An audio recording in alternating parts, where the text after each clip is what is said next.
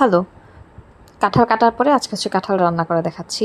তো আমি হচ্ছে সয়াবিন সিদ্ধ করে নিছি। তারপরে হচ্ছে তেল গরম করে সেখানে হচ্ছে শুকনা মরিচ, তেজপাতা, দারচিনি, এলাচ আর জিরে ফোড়ন দিয়ে সেখানে হচ্ছে পেঁয়াজ ভেজে নিছি। তারপর হচ্ছে আদা রসুন বাটা করে রাখছিলাম, ব্লেন্ড করে রাখছিলাম। ওটা দিয়ে কষানোর পর হলুদ গুঁড়া, মরিচ গুঁড়া, ধনিয়া গুঁড়া, জিরা গুঁড়া, গরম মশলার গুঁড়া, হালকা একটু মুরগির মাংসের মিক্স মশলা গুঁড়া, এটাতে হচ্ছে ফ্লেভারটা আমার কাছে ভালো লাগে। আর হচ্ছে লবণ দিয়ে ভালোভাবে কষাইলাম।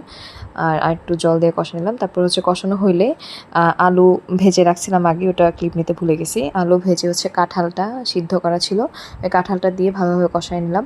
আর সয়াবিনটা একটু বেশি সিদ্ধ হয়ে গেছে, এটা ভালো সয়াবিন ছিল না, পচা সয়াবিন।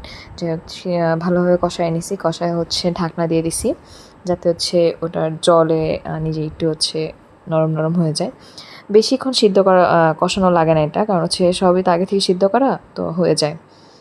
তারপর হচ্ছে প্রয়োজন মতো একটু ঝোলের জন্য জল দিয়ে দিছি, দিয়ে হচ্ছে তারপর আবার কিছুক্ষণ ঢেকে দিছি, ঢেকে দেওয়ার পরেই তো রেডি।